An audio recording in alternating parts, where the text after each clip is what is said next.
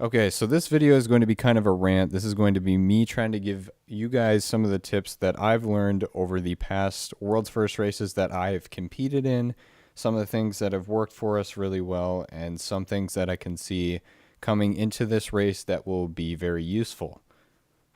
If you guys do enjoy this video or find it helpful, all I ask is that you leave a like on it, leave a comment down below, and share it with your friends if you want to. Also, if you want to subscribe, feel free to, and let's get into it.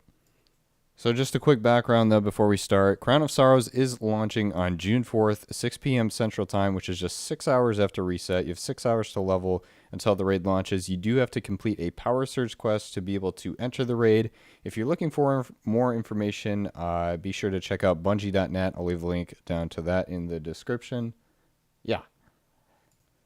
So the first tip that I can give you guys goes along the lines of the resistance mods. There are 3 different types of resistance mods that you can find by doing Reckoning and farming the armor out of the bank.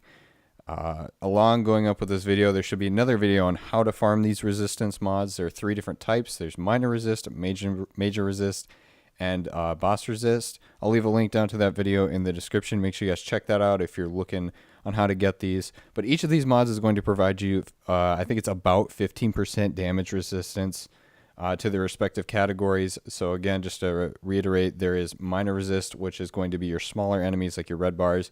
Major resist is going to be those orangish bars. And then boss resist is going to give you, obviously, boss resistance. And I think it works along with ultras, which are the yellow bars. I feel like these will prove to be very useful, especially when we are forced into being underleveled into the raid with the new contest modifier.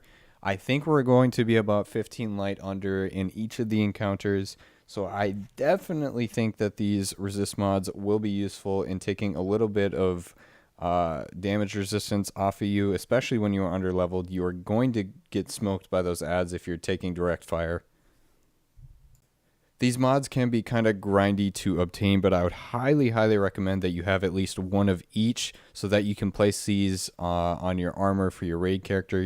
You might not need to use all of them at the start, but if you had to pick 2 out of the 3 to use, I would recommend that you get minor resist and major resist. The next tip I have is the Leviathan Gear. We don't know 100% if this stuff is going to work. They might say more about it in the This Week at Bungie article, which is going to be this Thursday, which is the, hold on, let me look at my calendar. That is the 30th of May. So what I'm talking about is I'm talking about all that old Levy gear that you got back from year 1 from doing normal Leviathan, Eater of Worlds, or Spire of Stars. Any of the pieces that I would recommend taking in would be the gloves and the butt flag or the cloak, class item, whatever you want to call it. These have the best perks, especially if there aren't going to be rally flags. I would highly recommend that you be prepared for that just in case, because there's a perk on the gloves called Giving Hand, which allows you to get heavy ammo by punching an enemy to death. It's not guaranteed to drop a brick, but these gloves will be very nice to have. Also, the gloves have a perk called Striking Hand. When you get a melee kill, you get 20% damage, a 20% damage buff for 10 seconds. And then on the class item, it provides you 25% extra damage with a specific subclass type that you're using. So if you use your super, you're going to do 25% more damage. Out of all the Leviathan gear to bring in, if it does work, those would be the couple pieces that I recommend that you do have ready, do have infused up to bring into the raid. These next couple of things are things that people tend to underlook when they're doing a raid, especially when they're finding teammates for the world's first race or day 1 race, whatever you want to call it.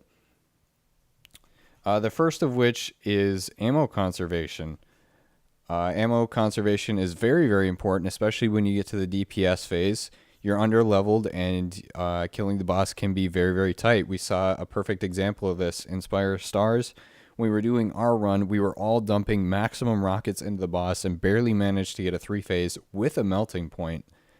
I think a lot of people tend to blow their special ammo a little too early on red bars and stuff. Make sure you are conserving your special for the majors / boss where necessary. A perfect example of this would be the Mountaintop. Mountaintop can be used for both ad clearing and boss damage at this point.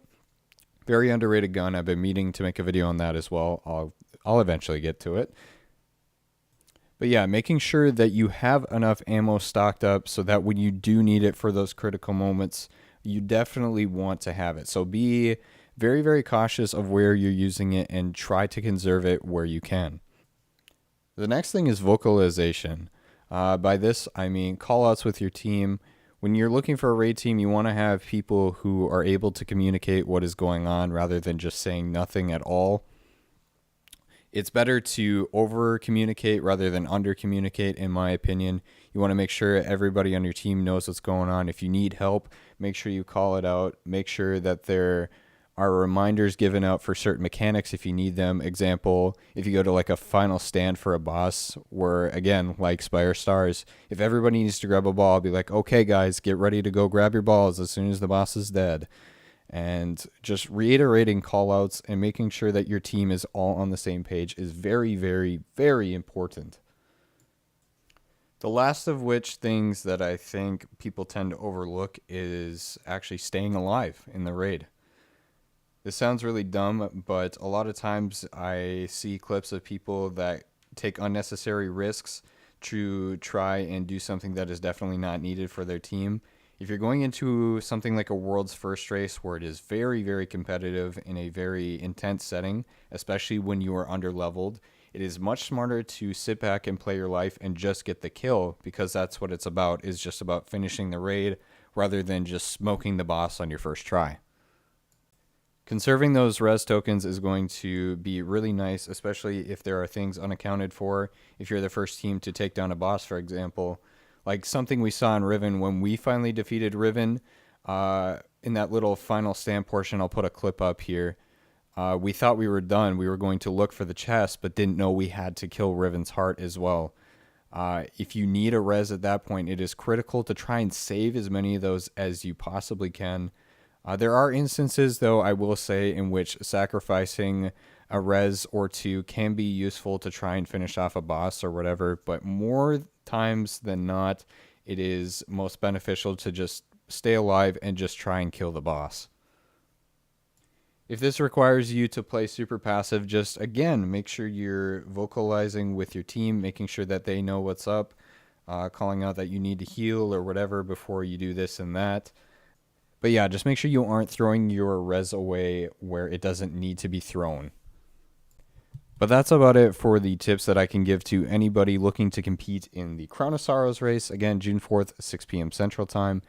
If you guys really do enjoy this video, let me know down in the comments. I can try and think of some more stuff, but that really recaps all the things that I think are super, super important about a world's first race and things you can do to succeed. So good luck to everybody competing on June 4th. If you guys are not racing and you want to come support Team Redeem and myself, my link to my Twitch channel will be down in the description and on screen here, twitch.tv/Sweatcicle, same as my YouTube.